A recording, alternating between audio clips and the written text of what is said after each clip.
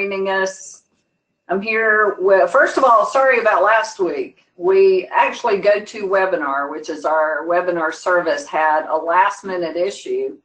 What you gonna do? So it was not user error on our end, which typically happens to me, but thank you for your patience and joining us again. It actually worked out well for us because look who's here with me in person. Ta-da!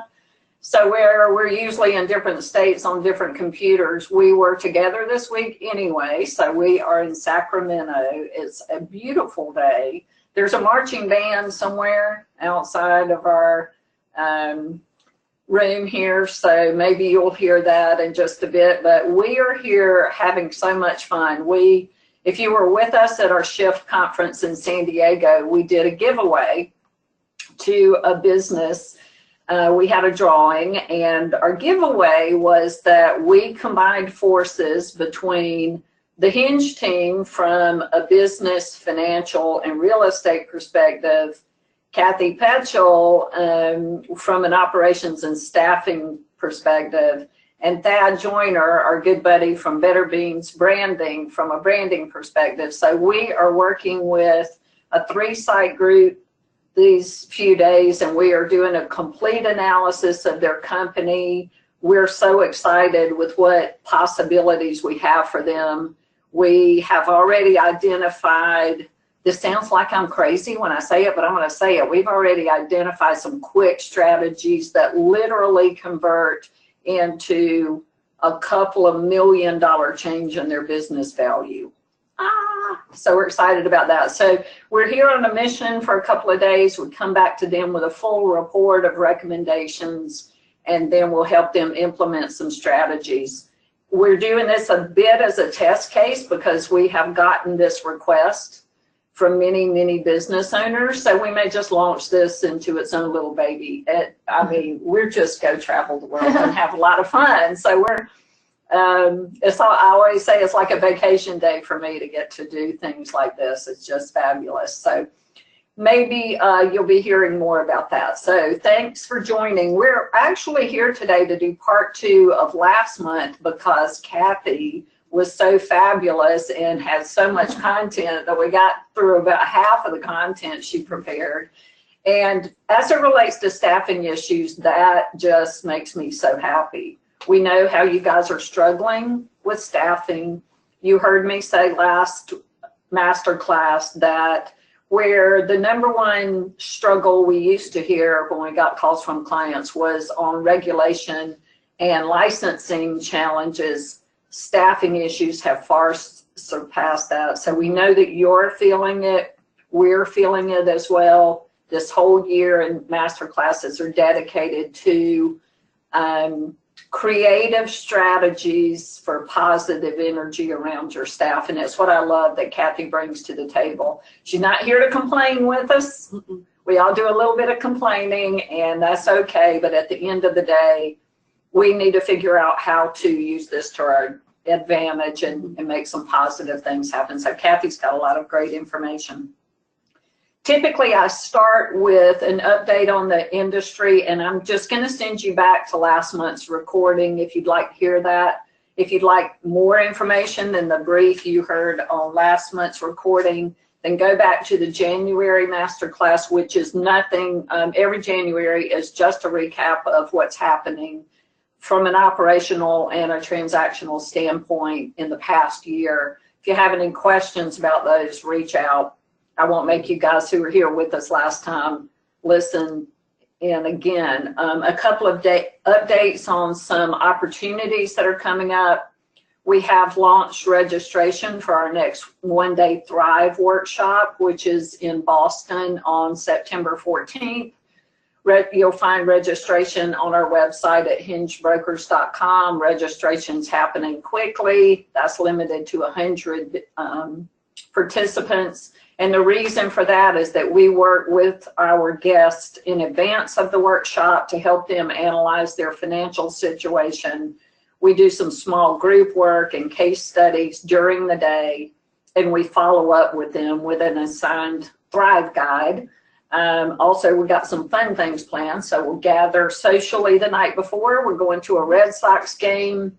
The night of the event on the 14th, we've hired a trolley to take us all over. You can get your tickets online for that too. So we don't go and fill your brain up without having some fun with you as well. So look for that.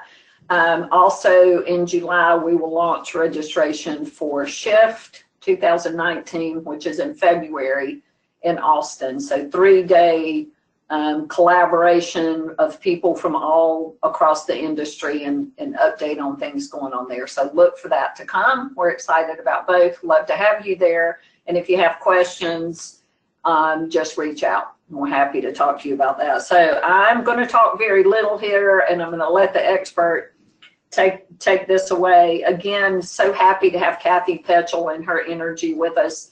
Kathe, could you just tell them, I think probably a lot of people here know you. If you don't know her, you're missing quite a treat. So tell them a little bit about you, and we can jump into this content. Perfect. Quite a treat. Hi, everyone. I'm Kathe Petchel, and I have 3 locations, child care centers in Charlottesville, Virginia. And I've had the school since 1984. One of my favorite things to ask staff about when they do complain is, where were you in 1984? Because that's when I started my school. And so I feel like, I've learned so much over the years, and I've really circled back to just engaging with my staff and my parents and children in the most positive way possible. Kathe asked me to do just a quick recap on last month's webinar. We had lots of information. I actually have pages for you, but I will just do like a little recap. The 3 things that we went over with last month, the first one was finding quality staff. The second one was how to compete with other industries for our staff, which that's a struggle for all of us. And then 2, competing against other child care centers for staff. So finding quality staff, and we talked about this last month. The first thing I do is go to my happy customers and my parents. They're the ones in the know, they're out and about in the community, and they're the ones that have the most to gain from me finding quality staff. They want the best staff for their children. So one thing I do is, first of all, I'm really clear how much turnover costs me and try really hard to keep the staff I have. And at the same time, being really open with the parents in a positive way that, hey, we have an opening, Miss Susie's leaving in the 2-year-old room, help us find a great teacher to replace her. And hopefully Miss Susie's given lots of notice, and that we can get the new teacher to come in and replace her in the kindest, most soothing way for the children and for the rest of the staff. So engaging my parents, and then I'll give them some type of referral fee. And it'll either be a slight discount on their tuition, it might be a $50 or $100 gift card. I'll do that and promote that all the time, like through our Facebook or through our Tadpoles newsletters to the parents. So engaging with parents. And then the other group that has the most to gain from finding another good staff member are the staff, because they get to work with them every day. So many times you can go on Facebook, and you can even do like a Facebook lookalike audience or a dark post, which we don't have time to get into all the details about that today, but there's methods that all the spiders on the internet can crawl your way and reach out to staff, friends of staff, and friends of staff, because we know a lot of times the staff have friends that are working at other locations or other centers in your area. So that's a really good way to engage and get great people in your pipeline. And what I emphasized last month was, you're never ever fully hired. Even if you think you are, and even if you think you cannot possibly afford to hire one more staff member, that's the moment something hits and someone's pregnant, going out on maternity leave early, or their husband is transferred, they're moving, they have an ill parent. All the reasons we all know about that drive us crazy as owners and directors, that's what's going to happen. So I'm always looking, I'm never fully hired. Same with enrollment, actually, but we're not talking about enrollment today, we're talking about staff. One thing on the Facebook ads I encourage is using really good languaging. What is your voice? We talked with the gals yesterday in Sacramento. They're awesome, Shirley and Betty, and talked to them a lot about what's their voice. For instance, when you're talking about children or staff, are you calling the children little kiddos or little chickadees or our little darlings, or are you calling them children or kids? Same thing with staff. You want to be really clear. What are you looking for? Your voice is the first thing. Well, the pictures you do, and then your voice, the languaging you use, will either invite someone in, and Kathy and I talked a little bit earlier about, or they'll opt out. They'll think, oh, that's not a fit. If I'm doing an ad that says energetic, happy staff to come and, you know, play with purple paint and mud all day, some people will dig that. They will think that is my jam. I'm on my way. And some people will think, oh my gosh, that's way too messy and creative. I want a program that has a structured curriculum where they're sitting with pencil and paper. And no judgment there. And I think that's the key point, is no judgment there. You want candidates to find the best place for them.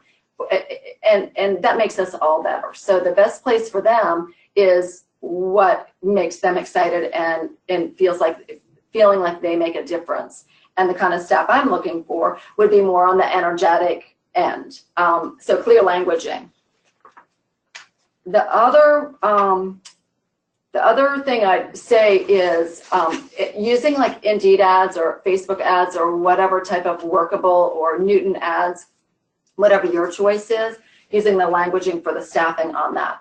It definitely, and then we talked to Shirley and Betty about this yesterday too, you have to be good at self-promoting. You have to be able to say, here's what I'm all about. I love my staff. I love my school.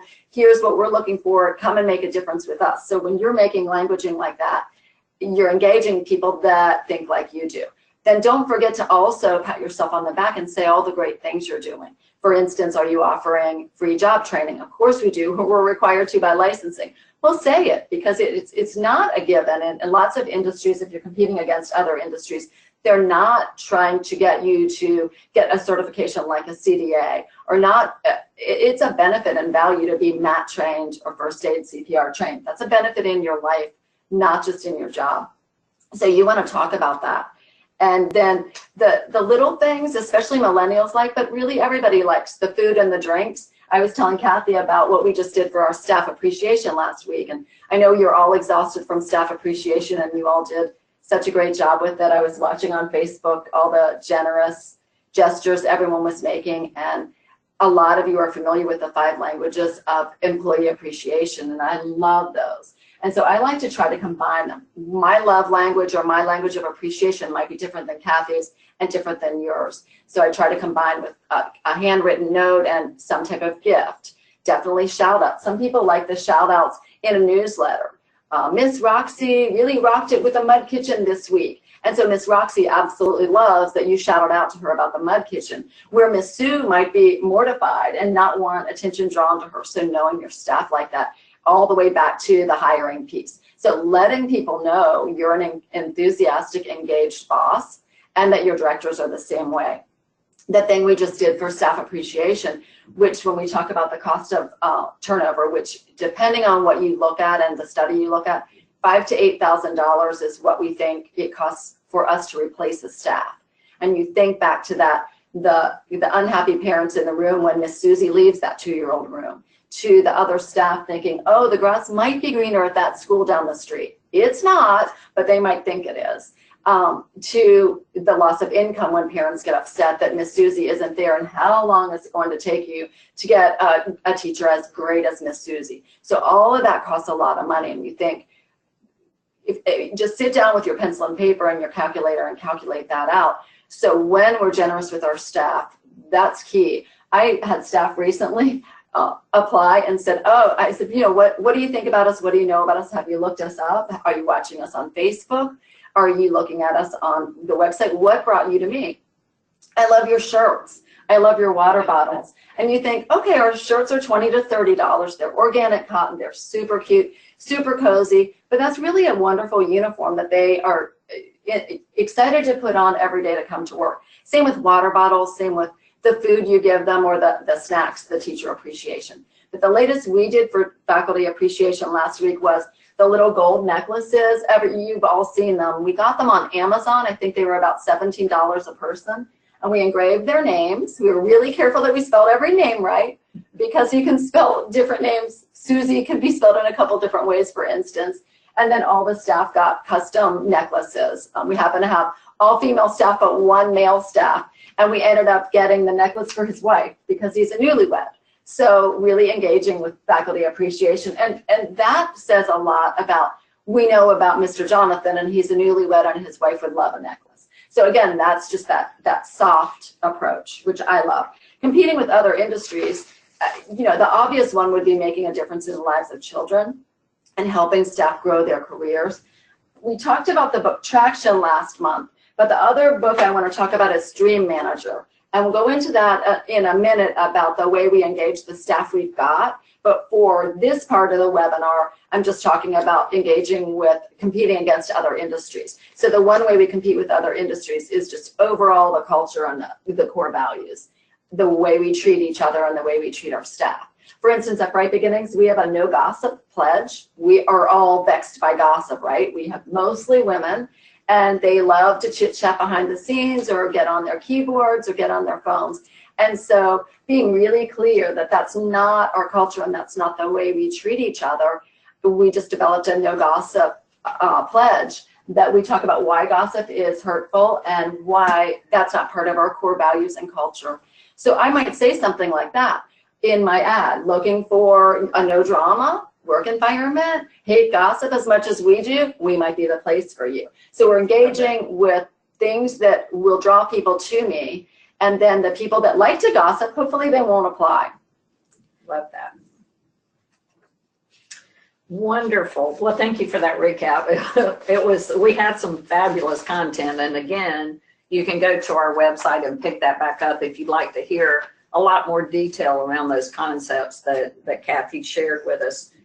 Before we get into the second half of the content, though, Kathe, you're in the trenches every day, like our guests are here, and any recent happenings that you thought were noteworthy that you could share with us? Yes, I love numbers, and Hinge Brokers loves numbers. I'm trying to catch up with Kathe's brain, but I do love numbers, and I think it's really fun to really be able to drill down why we're doing what we're doing and quantifying it. So the first number that is a historic number in America right now is the unemployment rate of 3.9%.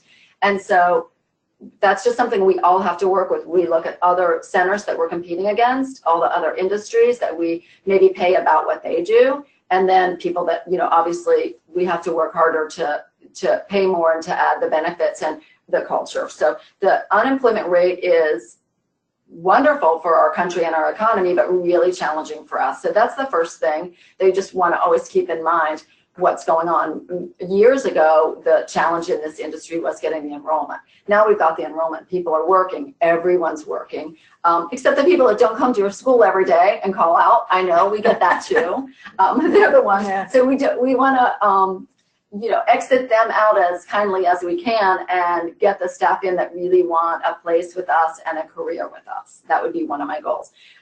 Can I just ask you a question? Yeah. Because I love how you, your positive approach toward coaching out. Yes. Is that your term? So yeah, I either coach up or coach out. And okay. So I actually quantify, and this is from like a top grading concept, but Jack Welch from GE does this too. He'll do what's your bottom 10%. And I do this almost every meeting with my staff. Who's your bottom 10%? Do we need to coach them up or coach them out? Well, they need to be part of that coaching up and out. We don't want to, again, no gossip. We don't want to be behind the scenes talking about them in a bad way and not helping them grow the way they need to grow.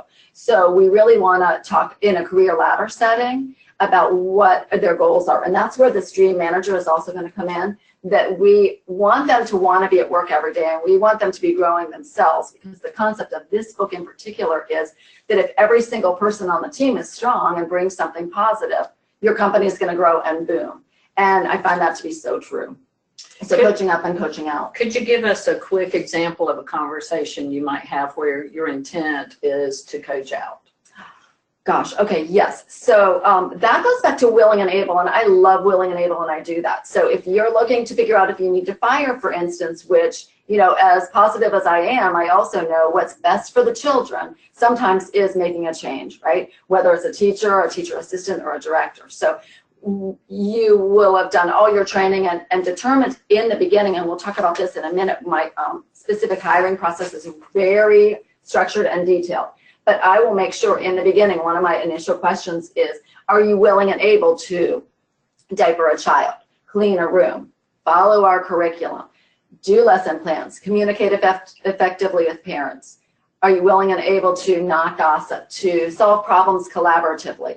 I'll circle right back to our core values and what we stand for, which a couple of our core values would be, one of them is communicate in this case. Are you willing to communicate positively with us? We know things are going to happen. They're probably going to happen your first day. Your coworker's not going to come to work because she's got the flu, or we've got strep right now at one of our schools in Virginia. So those kind of things are going to happen. What's the tolerance level? So when I have a conversation, I'll circle back to the interview. When I chatted with you at your interview, or when the director did in this case, or in many cases, we talked about you're willing and able to come to work every day, or you're willing and able, you've got transportation that you'll be able to be at work. I'm finding it a problem. What can we do to help you? And then they determine they're willing but not able. My car broke down. I need to get a job closer to home. There's not much you can do about that. But there's a lot you can do about maybe an attitude. Someone hurt their feelings. They're willing and able. I'm willing to work with that person. So I'll have a conversation and go as deep as I can on that. That's great. Thank you. Well, you know, our intent today, of course, is to talk about the hiring process.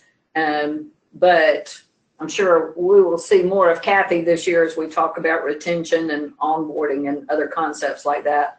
Other recent stories, because I sort of interrupted you. So that's okay. Let's get back to that. No, that was good. Willing and able, super important, and it's super easy to do. So I want to emphasize that to anyone that needs help with that. Feel free to reach out to me. So I think you can have a conversation about hiring without talking about retention, and that's really kind of what we're talking about too. I had 2 anecdotal stories just since last month. It's like, what, 3 weeks ago? And so this is just me being, you know, pretty raw about what happens and how our feelings get hurt when staff leave us. So I don't know if she's on the webinar, Maggie.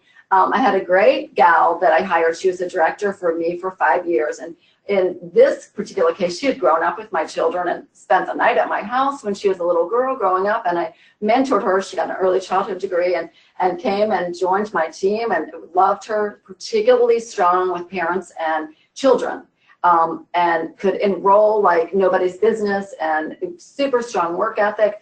Well, didn't the U.S. government, the Army particularly, decide to build a school 2 miles from my school, from her location? And one of the parents, who was in the Army, said, oh, you ought to apply. And she told me a couple days ago, I didn't apply till like the night before the job closed. Didn't she get hired? So here's this gal that had family friend for years, went and opened a center for the U.S. Army.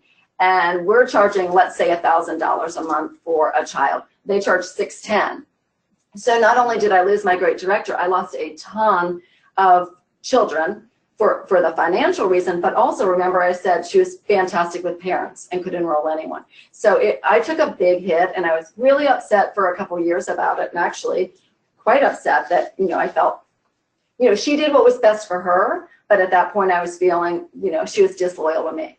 Fast forward 5 years, and I'm on Indeed, and, you know, on Indeed, people can actually self-select into your ads, or they just post their ads. I see this ad posted for she wants to be a director. She didn't apply with me. She would think I would never hire her back, of course, because she left on somewhat bad terms. And I reached out to her. I just thought, you know what? This is this gal that was really good. I'm just going to get over myself and my ego.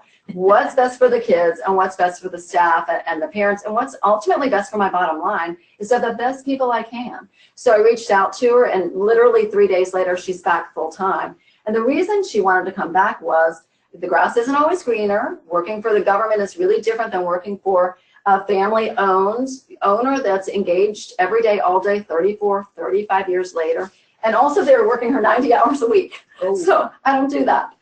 So we got her back. And then the other good example from this month, and you all have them, I'm just trying to inspire you to think, wait, who do I have on my staff that maybe I can make a difference and reach out to them and keep them? Because again, it's so much better, so much cheaper, so much better for the children if you don't have the turnover, provided they're a good staff member, of course. Sure. But this is the Christie story, and this is a really good one. Great gal, 2-year-old teacher, and guys, you know, it's hard to find Miss Christie's in a 2-year-old room. She was actually a Todd 2 teacher and fabulous at one of our locations. And the director, and I think we just don't go deep enough with our directors and with our staff. We're so busy, we just need to slow down. Slow down and think about it for a minute. So this gal, Christy, did a resignation. It came across my desk, Christy's leaving.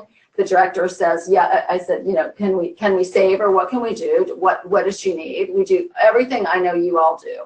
And no, we can't save her. She's staying home with her kids. So I walked in the room and chit-chatted. First thing I do is give her a big hug and say, we are going to miss you so much. And then we go into, you know, tell me what's going on. And so I have 3 questions that I think are a formula for success, at least in this case. And I do this pretty regularly now.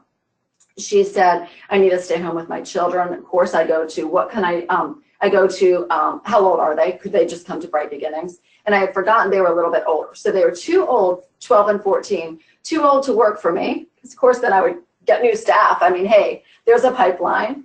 And they're too little to come to the school. So we can't do that. And I said, what were your plans for your children? It was an issue about summer. And she said, well, my mom was going to watch them this summer, but we just had a death in the family and she's grieving. It was her dad, actually. And she's grieving. And so I don't want to impose on her. So just by asking what's going on, tell me more. So she started telling me more. And then how can I help? We determined that she could come in part-time in the summer and full-time back in the fall. So again, just asking, you know, what's going on? Why are you leaving? Tell me more. Again, open-ended. They want to talk. And Kathe and I talked about this earlier. We're so good at just spewing everything and telling everybody all about why we're so great that we just need to slow down and listen. My dad always used to say, God gave us 2 ears and 1 mouth for a reason, yes. Right? And so in that case, she's just working part-time for me in the summer.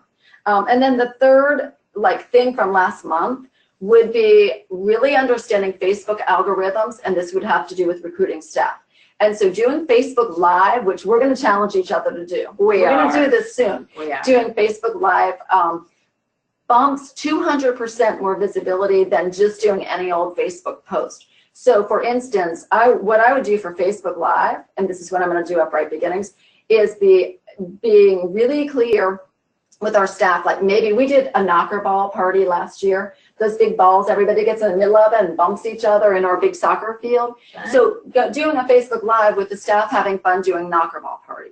Or when the staff are getting their engraved little necklaces as staff appreciation gifts. Those kind of things where you're having staff promote for you, but you're doing it on Facebook Live. Hey, we're at Bright Beginnings tonight. We're getting ready for our knocker ball contest. Our 3 schools are competing against each other. People like that. And when you're a little vulnerable and maybe you make some missteps with your words or there's a little tech glitch, people are more engaged with that. Like, oh, look how they handled that. They did great. So I love Facebook Live, and that's something I'm challenging myself on.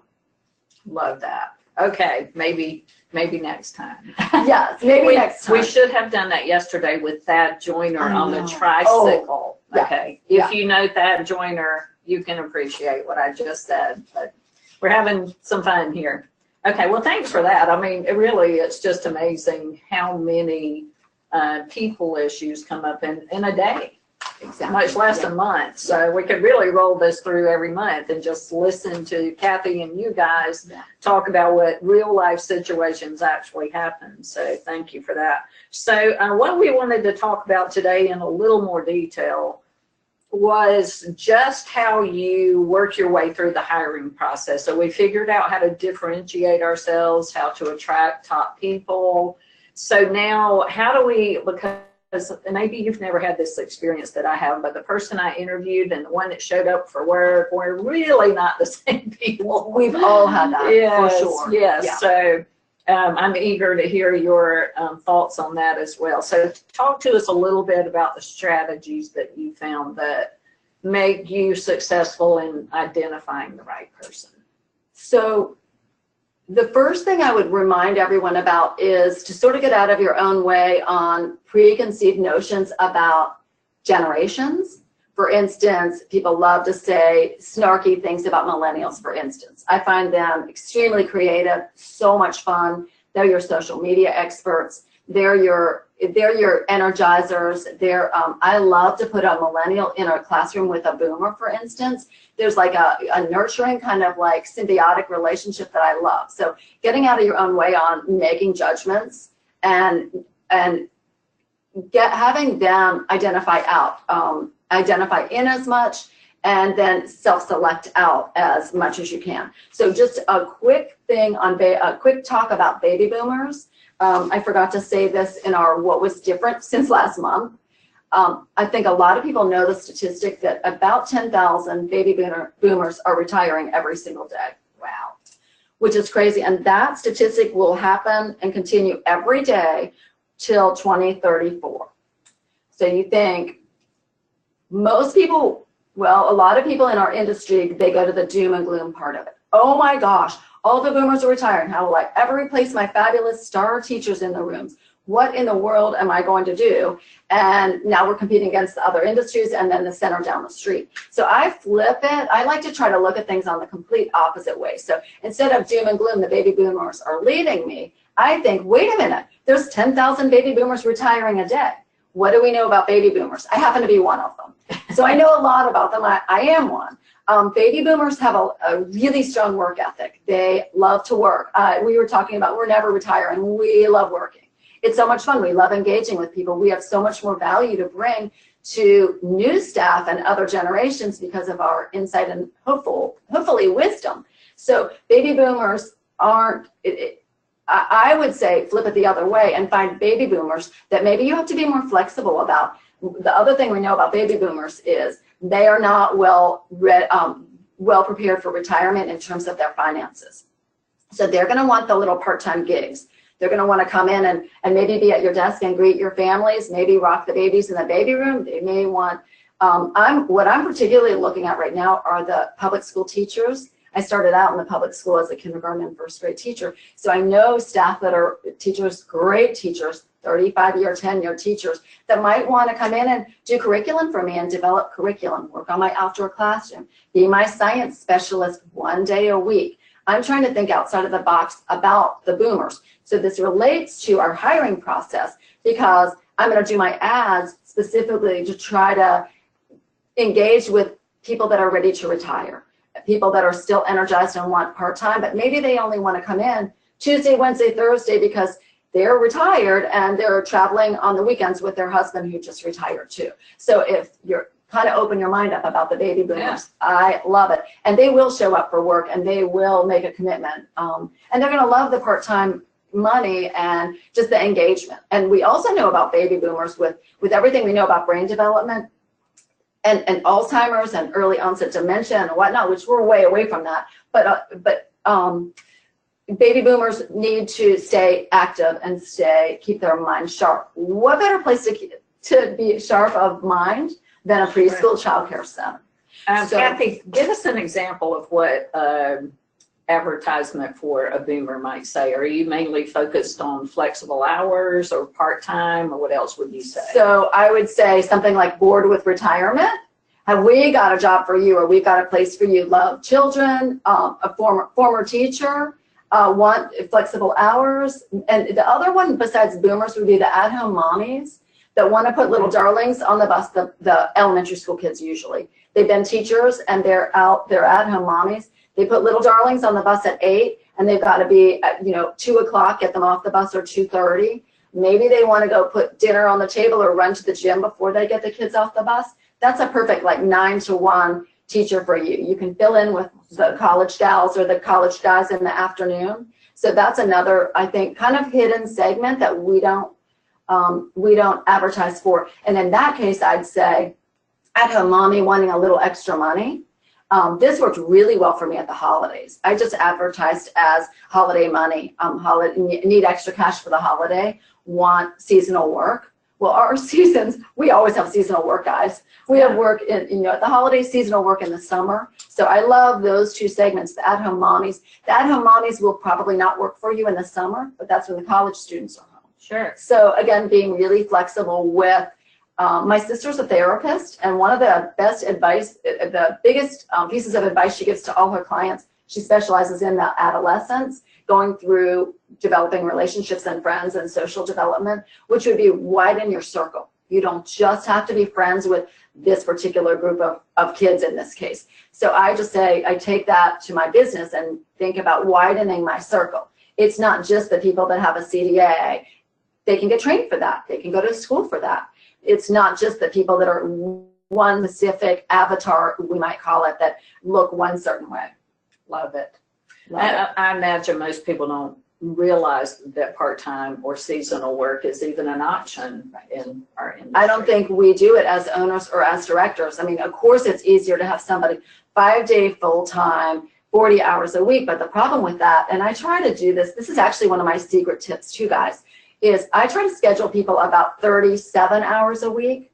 That keeps me under the unemployment risk of paying a lot more money for unemployment. Not that I don't, obviously people, last payroll, people had a lot of overtime. But what I do then, it gives the flexibility, that 3-hour differential of coming in early, staying late, coming to a meeting or a training. So, but the bigger piece on that is that it avoids a lot of burnout.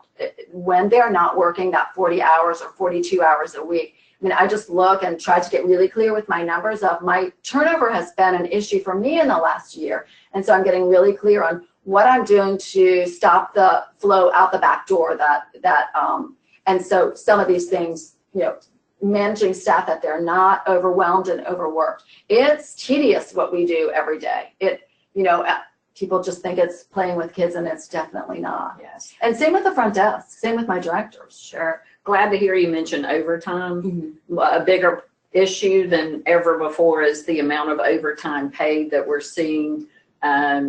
It speaks to your comment about continuing to hire. You're never fully hired, so you have that person at least in the wings that's not on your staff already. And then also love your idea about flexible hours and not scheduling for 40 and then needing 42. So that's a great idea. Okay, so on that, a couple people I know, and I have not done this successfully, and I'd love to hear from someone that does, that has, is 4 10-hour days.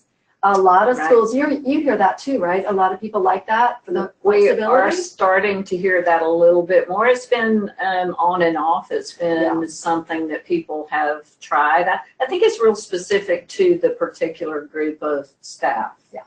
Yeah, so you're considering that? I am. I think it works better if it's a veteran group of staff and you don't have a lot of newbies that you're training and mentoring.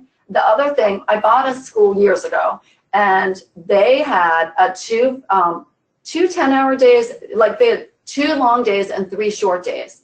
And oh my gosh, when I went in and changed it to like a typical like 8 to 5 or 9 to holy moly, I got some pushback on it. But it was very successful, and they had very little turnover. So that flexibility, because what happens, everybody knows, is all of a sudden they got to go to the doctor's appointment or dentist appointment. And if they can pre-plan their schedule and they've got a little bit of flexibility, people do really like that. I just think we have to change our mind, shift our mind about this. We have to think differently. I talk with so many owners, and I so love your approach, like I said, but so many owners who are fighting where their staff actually are. And really, we have to be the leader. Meet them where they are. Yeah, that's right. Okay. Walk us through this hiring process of yours. So I'm very fascinated by Kathe's process here, and I love that she has one, and it's you know, a process that can be followed, and you have so graciously offered to share this with us and our guests here. So you guys will be getting this, and tell us about this, Kathe. Where did it come from, first of all? How did you start? It came from my brain and my frustration, honestly, and reading books and really getting clear on my core value, which was trying to be really cognizant that every single person, just like the kids in our classroom or the kids that are our personal children at home, they're all different and have different needs. And so, but still keeping my eye on the bottom line and keeping my eye on what's best for the children in the school is consistent, high quality caregivers and teachers. And everyone, you know, everyone has their quirks. We're all a little weird. So I just love getting really clear and giving my staff, as you grow, as you add schools, or as you add programs, to be really clear of what our values are. So the background on this would be, you know what your core values are and exactly what you stand for. Remember I said, no gossip, or our core values, another core value at Bright Beginnings is nurture. And I think nurture is so important. Of course we nurture the children. That's a given, that goes without saying. that we nurture children. But how do we nurture parents? I think we do a good job on that. Mommy's having trouble breastfeeding, so the baby teacher in the room might give some breastfeeding tips. Or the children are outside and they're getting really dirty in your outdoor classroom, and the parents are irritated about that. And we're talking about why it's better for the children to be outside and all the statistics about outdoor classroom and the benefits. So I'm nurturing a parent and I'm coaching a parent. Remember, nowadays, our society is so transient. And by the way, most of these millennials have boomer parents that are retiring and traveling a lot. So mom and dad might not live next door like it used to be, even when some of us were children, where they had a lot of family support. So we're doing a lot of that nurturing with our mommies and our daddies, and we're doing a lot of educating them. So that piece, but then the other piece that relates to this is nurturing staff. And so I want to nurture staff that want to be nurtured and want to be with me at Bright Beginnings, just like you want to get staff that really fit your culture and core values. So the first thing I do, we'll do the hiring ads and we'll engage them with really good language and just wanting them to self-select in.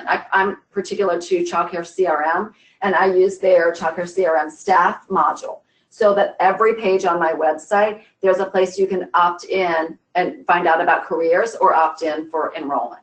Having a really robust career page on your website is super important, and showing your staff having a lot of fun and showing, remember I said the staff actually interviewed with me because they liked our shirts and water bottles.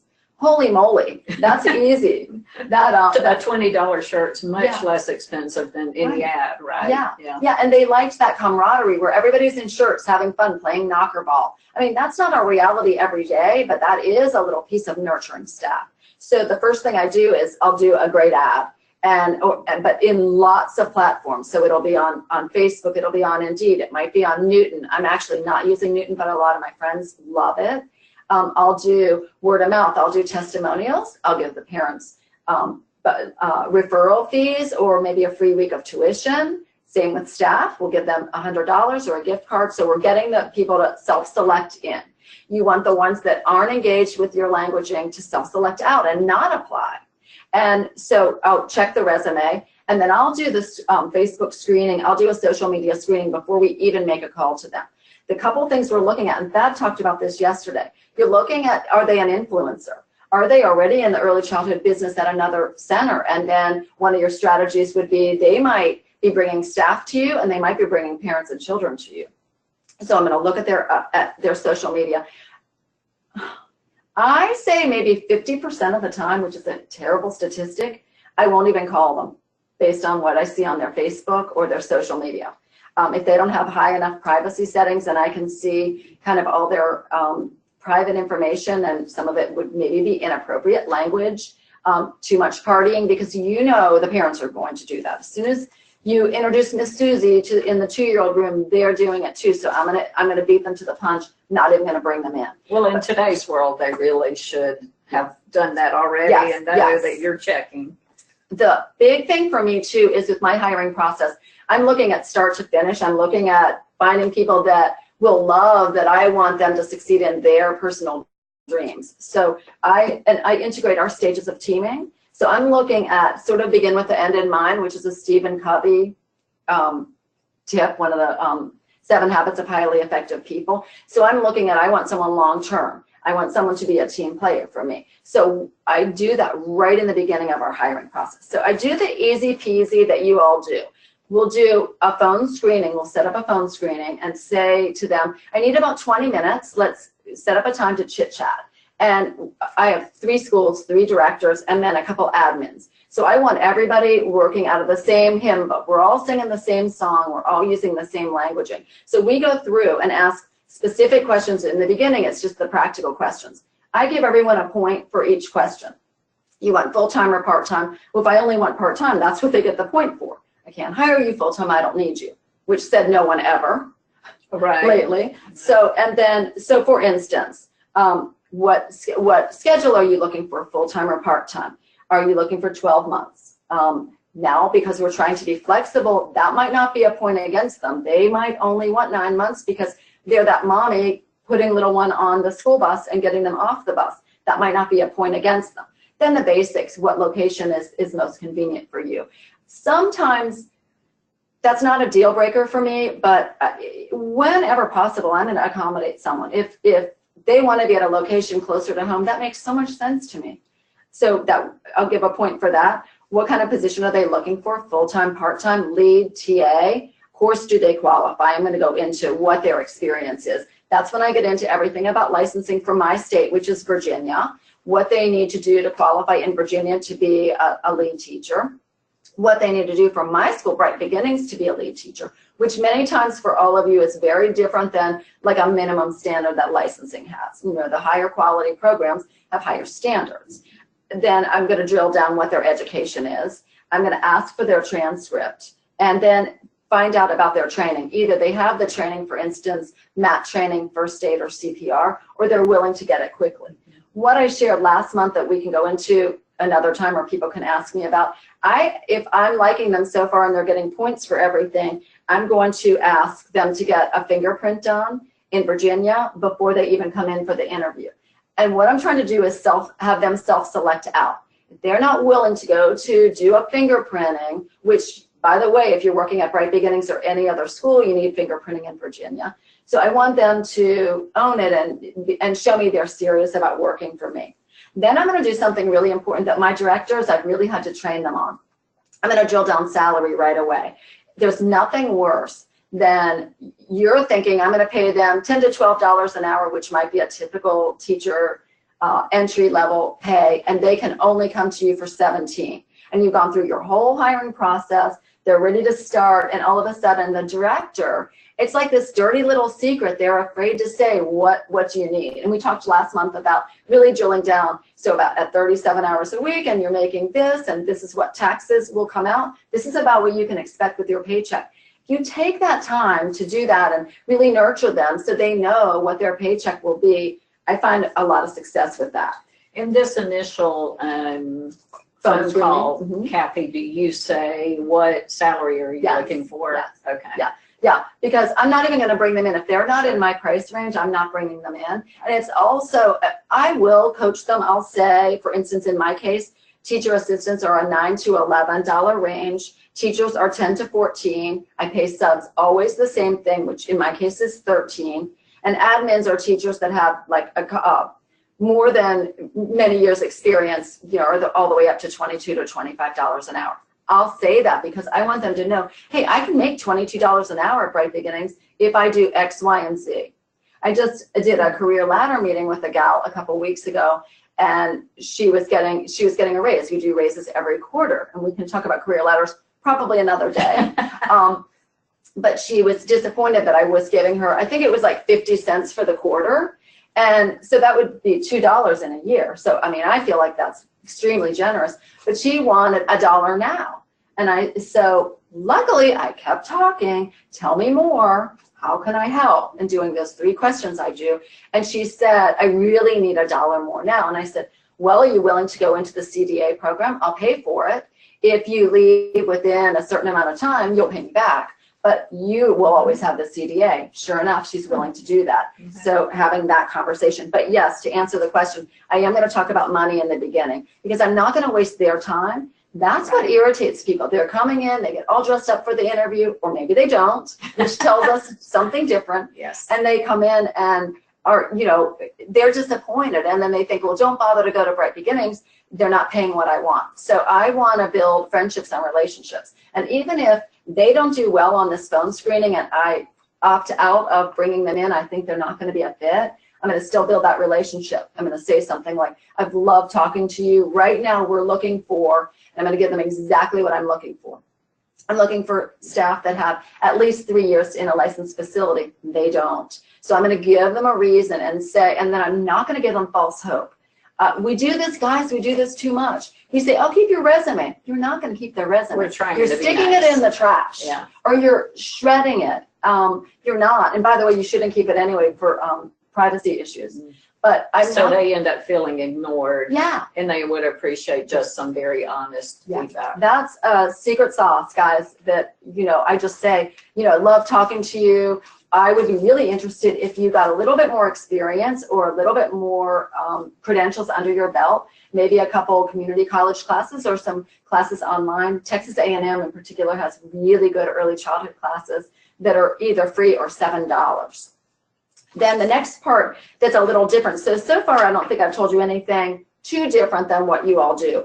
I'm going to drill down my core values. I'm going to talk about my core values, and I'm going to talk, and so I have categories that are important to me. I want to know reliability.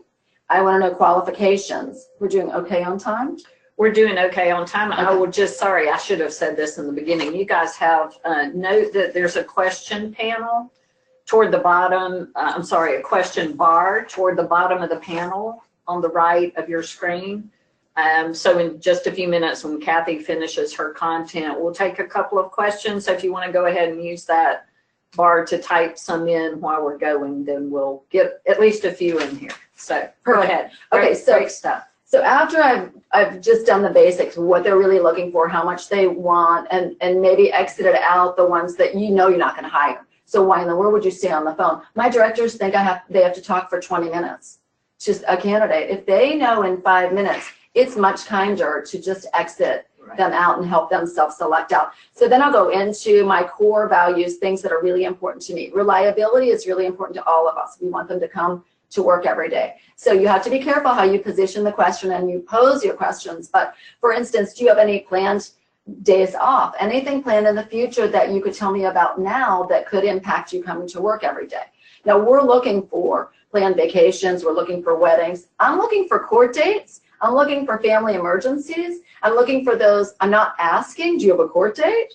I'm asking, do you have any planned upcoming prior commitments that maybe will give me a clue to them? So that's a reliability question. I like reliability questions like, how many days did you miss in your last job in a 12-month period? And how many days did you miss due to snow or weather? We get people all the time in Virginia. We're not great with snow in Virginia. We kind of flip out a little bit. And so they always say they can drive in snow, and they've got four-wheel drive, and then holy moly, the first flake, they can't get out of their driveway. And a lot of people live in rural areas, and it's legit. But I'm going to ask, and I'm going to be able to go back later. But the other thing on the planned vacation days is that when you bring the new staff member in, you want your staff to be really excited about them. And so if I say in the beginning, now don't forget, her sister's getting married in August. There's not going to be that gossip or that nonsense behind the scene. Wait, how did she get a week off already? She just started. Because at her hiring, she was very transparent about it. And she told us about it in the beginning. I'll ask qualifications, obviously criminal record. I'll ask references. This is a really good one from Top Grading that I love.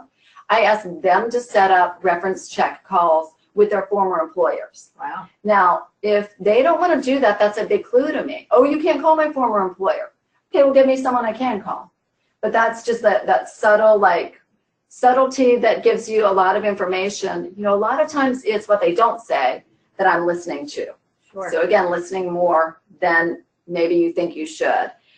Then, of course, the commitment is really important to all of us. I'm really clear that I expect a minimum of a year commitment. Obviously, I would love to say I'd like you to be here forever, but maybe I wouldn't. Maybe they're not going to grow with me. So a minimum of a year commitment is something I'm loving. I talk about our core values and ask them how they resonate. So one of our core values is trust. How does that resonate with you? Tell me how you use the core value of trust in your last job. Communicates another good one. And then after we kind of drill down all of that, they're getting points and I'm writing my response or their response on this sheet, and every single director that would interview does this. Then we decide whether we're inviting them in for an interview. This is when I'll either say, I exit them out nicely and kindly, and I say, you know what, right now I don't have a position for you. I don't say I'm going to keep their resume. I say, this is what we're looking for. Or I say, I love you. I love what I'm hearing. I love your energy. This is what I need to see for us to continue interviewing. Then we're going to set up the interview. The interview day, that's the big day because the director starts to interview. Maybe the director pre-screened, or maybe the director is like the second person interviewing. I love at least 5 people to weigh in on every single candidate, at least 2 administrators and at least 3 staff at that site. So you would have, your 5 would be one that could do the phone interview? Yep. and then the director. And then I never let anyone near my children for security reasons and just because high standards of trust and nurturing children, unless they pass the next part. So the next part of the hiring process is in person. And then we're looking at really easy things. Honestly, if they show up late or forget or got lost, I mean, everybody has GPS now. We all have our smartphones. Then we might just chat with them and exit them out really quickly. I think if you're really particular on your standards, it says a lot in the beginning. It sets the stage. I'm looking at grooming. I'm looking at timeliness, social cues, a handshake, introducing themselves, a lot of eye contact, super important. You all know all of this. And then I'll do the child questions. That's when I really get into what would you do in certain situations about children. Of all the jobs you can apply for, why do you want to work with children? As open-ended as possible to get, you're looking for little phrases, you're looking for, tell me your childhood memories, tell me about a teacher you loved. Then I'll do sort of on the job, and my questions progress. So I progress from why do you like kids and why do you even want to be here to tell me how you would handle maybe a behavior issue. There's 2 toddlers and they both want the truck. Well, how do you want them to answer that? I might want them to answer, gosh, maybe I need more trucks, or maybe I need to do conscious discipline, which, by the way, I just did 2 trainings on conscious discipline at the AELL conference, and love the philosophy because it talks about the way the adults need to engage emotionally and be confident themselves before we can model for children. Then I get into what's important to me, which is my teaming questions. So I'll ask, we have a no gossip policy. Tell me what you think about that. Oh my gosh, they love that one. And because nobody wants to go to a job that has gossip. So if there's just a policy from the get-go, they love it. What attributes do you have that would make you a good team player? Teaming is really important to me. Now at the interview, I'm going to talk about stages of teaming. If we hire you, here's the stages, here's what you're bringing to us, and here's how you're going to affect us and how we're going to affect you. In the beginning, it's the forming stage of teaming, and I've talked about this at some of Kathe's conferences before, and the way you navigate being the new person on the block, and then the way we'll engage with you in the beginning. Then I get into skills questions, and it just progresses. If they pass the teaming questions, now I'm going to get into skills. So how competent are you with technology? That's an open-ended question. The boomers don't do as well on that. Everybody else does well on that. So I want them to be decent at technology because that's one of our core values, is communicating effectively, quickly, documenting what's going on in the classrooms every day. I'm definitely going to hit character questions. I'm going to say something like, tell me about a time you were frustrated and you still did the right thing. They have to really think, and this comes from teaching first grade, actually. Giving them 30 seconds to think and not being uncomfortable with a pregnant pause, we would call it. Just letting them think, like, take your time and think about that. I really want to know what you think. I'm engaging with them. I'm eyeball to eyeball, really want to know how they would answer that. Because doing the right thing is really important in childcare. You know, they see a teacher mistreat a child. Doing the right thing is reporting it. Doing the right thing is intervening. I want to know they're going to do that. I might even ask that question. And then I like this one on a scale of 1 to 10. Hopefully they'll be honest on this. How comfortable are you with transparency and telling the truth in a kind way? Kindness is one of my core values. So we don't want people to be irritated or frustrated about anything in the classroom, their paycheck, their schedule, their coworker, without being comfortable being transparent. So if I say that in the beginning in an interview, like, hey, here's who we are. We want you to come forward. We want to be part of your life. Then after that, remember I said I don't let them go back with the kids. Now I've got a good sense. I've talked character. I've talked core values like crazy. I'm going to let them go observe in some rooms.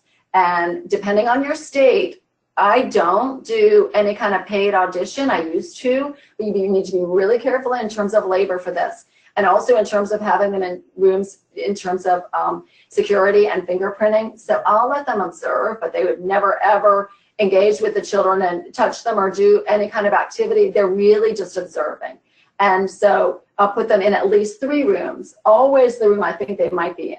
And then always the room above or below, because that's likely where they might fill in. And I'll also put them with an opener or a closer, some of my lead core staff that, you know, that everybody has those staff that they just have that intuition that they know that person's going to make it, or don't you dare hire her or him. But you make it clear to them that they are observing only, so Yeah. you set the ground rules. And how long do you ask them to observe? So remember I said I want 5 people to weigh in. It's almost like a sorority. Yeah. You can get blackballed. I don't say it quite like that, but I'm weighing in, or one of the administrators, definitely 1 or 2 directors for that location, director, assistant director, and at least 3 teachers. And I find that if you have at least 3 teachers, they're going to want them to make it. And don't even think about hiring them if they are absolutely, you know, a no. So I have to have 5 people weigh in and want the staff member. And then after that, I'll do, and a lot of you do this, I'll do filling out like a sample day note. I'll show them our tadpole system, because I want to know that they're literate, that they can complete a sentence, that maybe you could have them write an introduction. Could you just do a quick, grab a computer and have them do a quick introduction, a little background about them? Then if you do hire them fairly quickly, you've got a biography on them already. And then after that, I'm going to decide, and again, I'm giving points on every single one of these.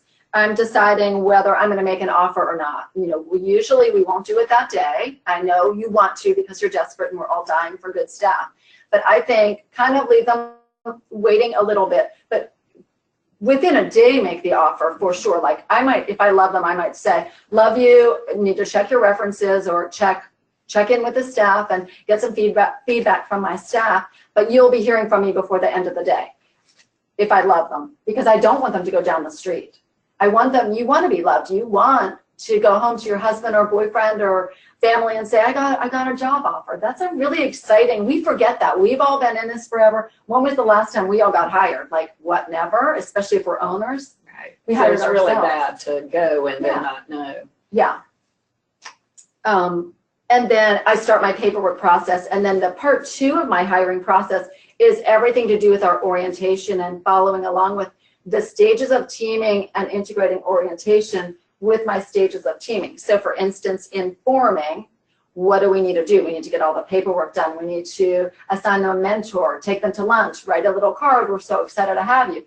Give them the shirt and the water bottle, all of those things. And I know we don't have time to go through the rest of the process, but it really integrates the stages of teaming with the onboarding process and orientation process to make sure that all this time you've spent is valuable.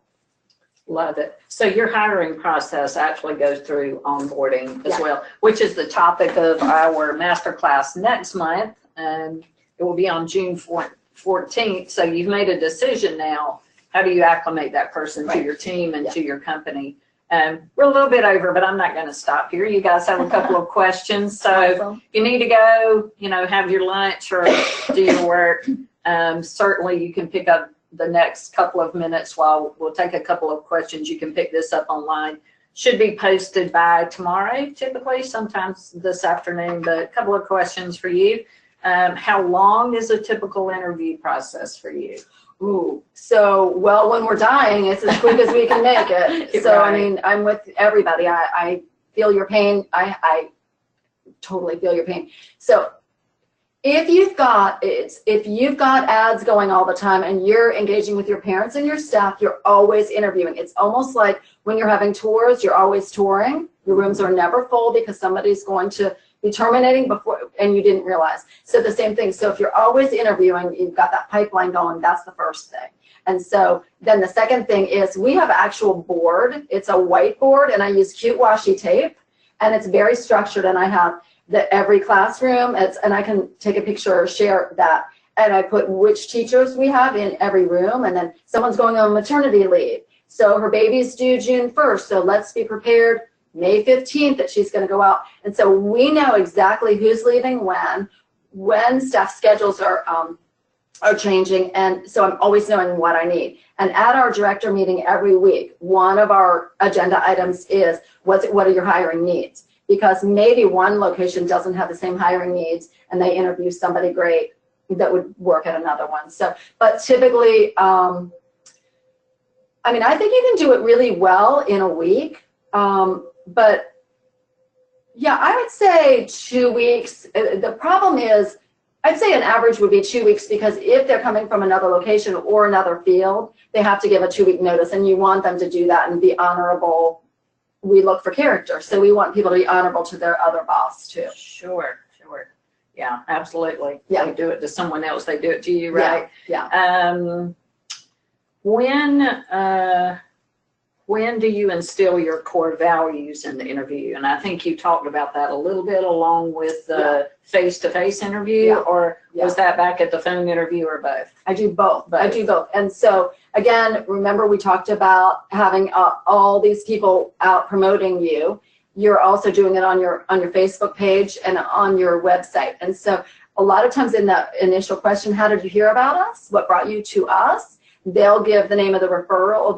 They'll say, I like your website. Like, they'll say, I really like everything I'm reading about you. And so then I'll say, well, tell me more. I love that question, or that statement, tell me more. And they'll say, I like your core values, or I liked the shirts. I liked how much fun your staff have, or wow, you get free food. They can get coffee every day. Like those little silly things. It's 50 cents for a cup of coffee, which adds up, I mean, on one hand, but not to $5,000 of turnover. Sure. Yeah. And I love that you quantify that, because we do think, we're very cost conscious, but the $20 necklace or the $30 t-shirt, when you compare that with the thousands of dollars it costs for the turnover, it makes a big difference. Honestly, I think that should be a line item, is a staff retention line item in a budget, where it's not just staffing, hiring, but almost like a retention and growing careers. Absolutely. So there's several categories. We have of course a benchmark for every category that we like to see you guys spend, but I regularly say to people, if you're ever over budget, please show it to me in your classroom materials and in what you do for your staff. Yeah. So a couple more. How often do people schedule interviews with you and not show up? Not as much as they do for you all, probably, because we're making them jump through those hoops. If they will do a reminder, so the big bump would be getting the fingerprinting done before they show up. We want that, because then I want them to be able to go in my classrooms. So that might be the big stumbling block, but otherwise less than it used to be. Once I started doing this and having my directors like, no matter what, don't send me a final interview, which I do, of course, a final interview, without all of this filled out and their points. Did they get 20 points on the first phone interview? How did they score on the next? So it happens a lot less. One trick on that is to just do a reminder, just like you would do for an enrollment tour. Hey, I'm scheduling this, the tour for you tomorrow morning at 9:30. Same thing. I'm scheduling your interview. We can't wait to meet you tomorrow at 9:30. Do you need directions? Plan on staying at least 45 minutes to an hour. If it goes really well, we might keep you a little bit longer. That way they're not saying, oh, I've got to go now. What size t-shirt do you wear right? when you show up tomorrow for your interview? Yeah, that's fabulous. So one more question, and then I have a quick story for you, and then we will wrap this up, because there are a couple of things that, again, Kathe has been so fabulous to agree to share with us, so we will follow up with you guys. What types of questions do you ask to determine what type of early childhood education knowledge they have? So can you give us an example of a question that might give that indication to you? So easy ones would be, tell me about toddlers and how they play. And so you're looking for them to know what the difference is in side-by-side play versus starting to do social interactions. And really, they don't really have friends when they're toddlers, but they're starting to play beside each other. And so that's one of the stages. I would look at, tell me about potty training, or I like to ask open-ended scenarios. Behavior management is one of the biggest issues we have with our teachers, and it's one of the biggest burnout issues with staff. So I'm really going to make sure they understand, first of all, a curriculum has a lot to do with it. So I'm going to talk about, here's our curriculum. I'll show our curriculum calendar and how we do the planning, and then allow staff to take our set curriculum and make it theirs based on the needs of the children in their room.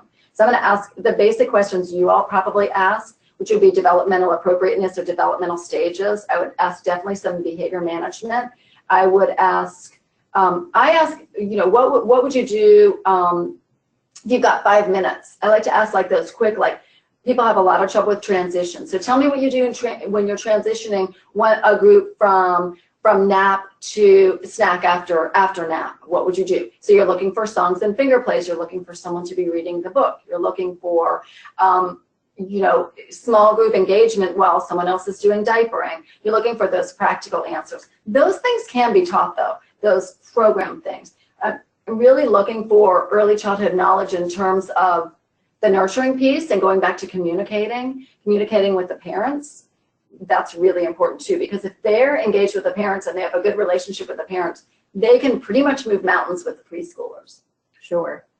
Fabulous. Thank you. Well, so here's my fun story. I visited my friend Andy Sherrod at his schools at ODB Kids in Florida recently. And as part of their interviewing process, they have an after-school child conduct one of the interviews. And there was this very poised 9-year-old there, and I asked her about her last interview, and she said very nicely, I think he would be terrific somewhere else. Oh my gosh, that's so cute. And so not only was so a teacher sits in to watch the interaction, so you know, is the prospective employee talking to the child, or are they talking to the person that's observing? And the experience and confidence it gave these children was fabulous. It was wonderful. So little fun thing. So you guys, thank you. We have more questions and we will answer those online.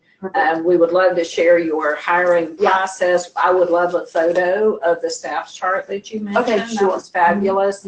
And thank you guys so much for being with us. We will look forward to a conversation on June 14th. Which will be on onboarding. So now we've gotten through the process. We made a decision. How are we going to get that person acclimated to our culture and our company and our team? And there's a lot to say there as well. So thank you for joining. Hope you guys have a great week. Send us any other questions that you have, and we will see you in June. Take care. Bye.